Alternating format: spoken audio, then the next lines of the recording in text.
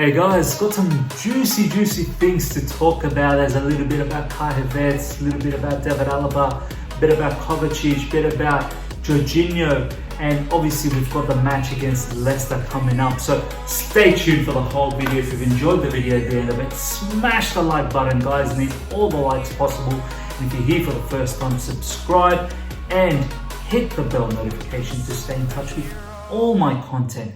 And enjoy the video.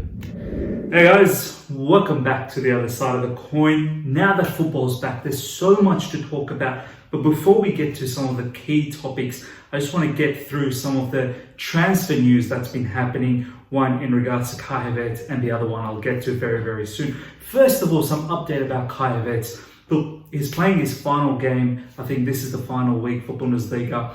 And the word is that if Mönchengladbach, they either win or draw, then Leverkusen misses out on Champions League position, which then creates a bit of a price situation for Leverkusen. They may be forced to reduce the price for Leverkusen for any teams out there who's looking to purchase him. Now, the reason why I think we are probably best placed for this is a couple of things. One is Kai Havertz has made it very vocal that he wants to leave Leverkusen, and he's only got a couple of more seasons left in his contract, so this is probably the best time for both parties, for Kai Havertz and Leverkusen, to part ways with this particular player and cash in on the kind of money that they're asking for. I think they were asking for somewhere around 90 million pounds or 100 million euros, somewhere around there.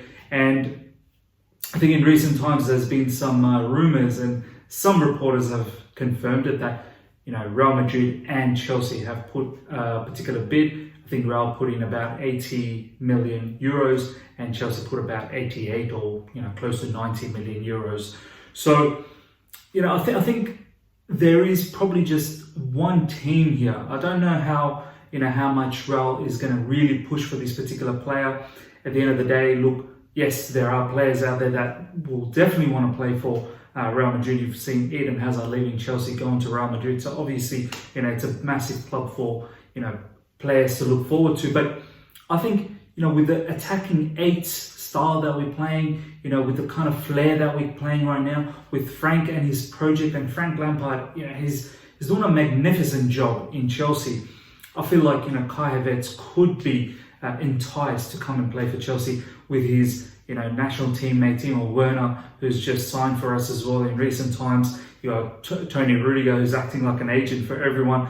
So I've got strong belief that this can actually happen, and we're going to sign this player tonight. We're going to find out exactly what price that we can entice them for. Hopefully that Leverkusen doesn't make the Champions League position, and they're happy with our bid. If it is true, which quite a few reporters are saying now it is, then hopefully they go ahead and accept that bid, and Chelsea can find themselves with Kai Havertz. So that's a little bit of update. Something exciting happening, obviously, this weekend's game in Bundesliga, so watch out for that.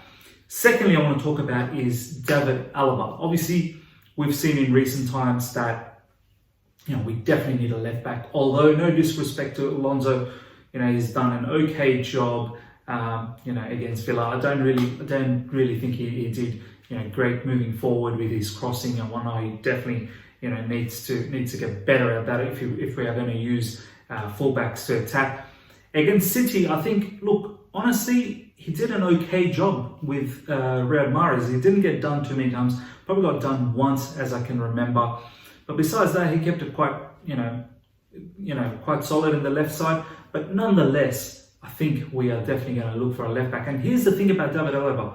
He can definitely play left back because that's his natural position. He's got a lot of pace, a lot of energy. His physical attributes are fantastic. And he's 28, so he's maturing as a player. I think he's at his prime age now. And the other best thing about him is he's now slowly transitioning into a centre back as well, so a central defender. So he can fill in for us in central defence role, where we definitely need a little bit of quality. Yes, in the match against Manchester City, both Christensen and Rudiger looked really good. Especially Christensen looked really good. but we still need another, a very quality defender to come in. I don't know how much of a future now Zuma has. As much as I really like him, I'm not really sure how much Frank favours him at the moment. So, there's question marks over Zuma. Tomori is very young, so someone like David Alaba could come in and someone like Tomori could learn from him. And David Alaba, we've seen it in the Champions League match against us, how solid he is in defense as well. Yes, he's filling in for, I think, an injured player in Bayern Munich. I think it's Sule, as I can recall. But he's doing a fine job. He's transitioning into a centre-back, which is fantastic for us. But his natural position is a left-back. So he can fill in two positions for us. And Frank, we know, enjoys versatile players. So really look out for this. Quite a few rumours coming out, and seems like we're interested about this particular player. And these rumours, they have some sort of legs, I feel now. So watch this space. And the other thing is, Chilwell was really not impressing at all since the lockdown has finished up and we've restarted. Even before the restart, just before the lockdown took place, Chilwell wasn't really having a really good time at all. And now, a couple of matches in, he's not really looking that great. It's very bang on average with the kind of money. So I'm glad that we're looking at someone like David Alaba, who's got a wealth of experience and a phenomenal player, to be honest. I think he's only got one more year left as well in his contract. So, that makes it very interesting that whether he signs that contract extension with them or not. So, if he opts not to, this is the best time for Bayern Munich to get rid of him and make some money out of him.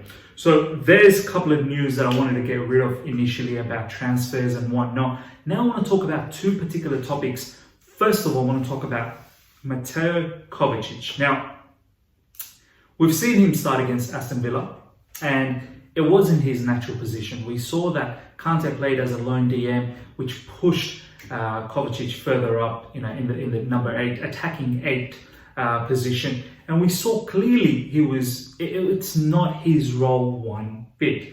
Now, quite a few fans out there have, criticised him. I personally think that criticism is not even valid, because it's like saying, let's put Tammy Abraham at right back. That's not his position. So how can I criticize him for playing that position when he's not accustomed to playing that particular role? So it's a similar thing for me, where for me, Kovacic plays more in, much deeper, more in a sort of double pivot, or maybe as a deep line playmaker, where he loves to take the ball from deep and drive forward and then spray passes left, right and center.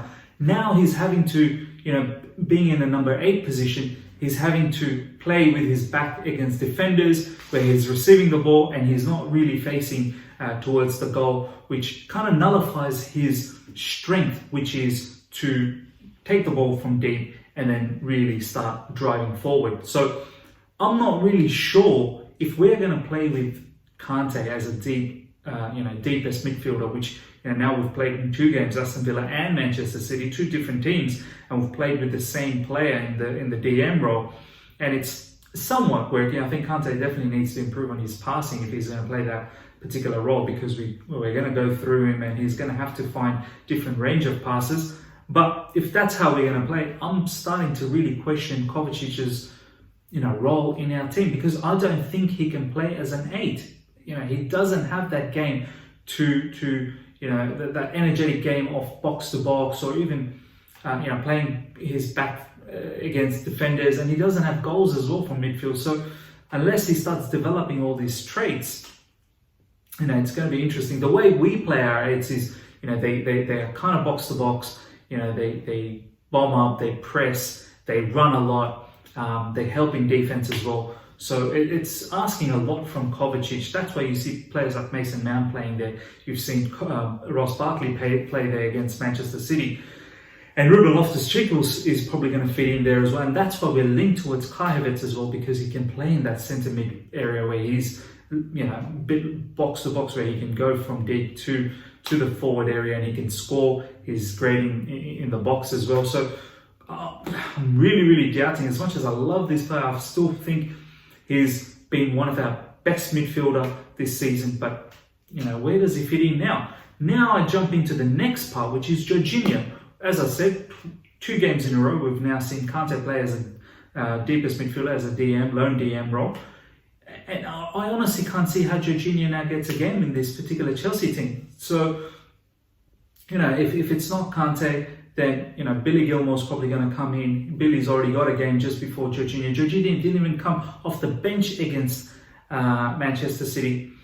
So I think where Frank is going with this loan game is he really wants someone sitting deep who's far more defensive minded and not going to get caught out. Yes, he definitely would like, someone who's able to pass as well, just like Jorginho, maybe a bit less than Jorginho.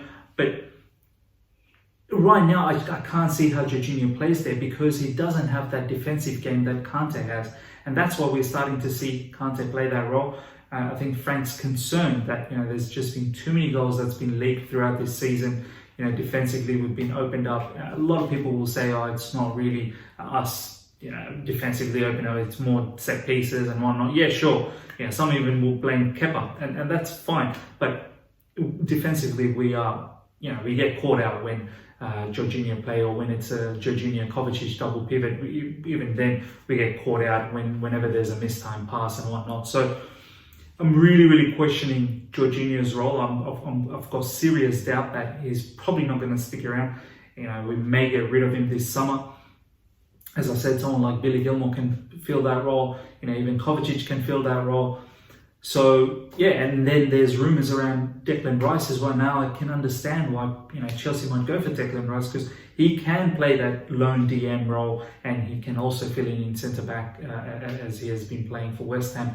So, starting to really wonder where Jorginho fills in, not having that defensive game. And I think just having the passing game is probably not enough for us at the moment. We are changing. We're sort of going away from that register, deep lying playmaker to more attacking eights and fullbacks and crossing in, more dynamic, direct style of play. So, question marks around Jorginho. Let me know what your thoughts are around that.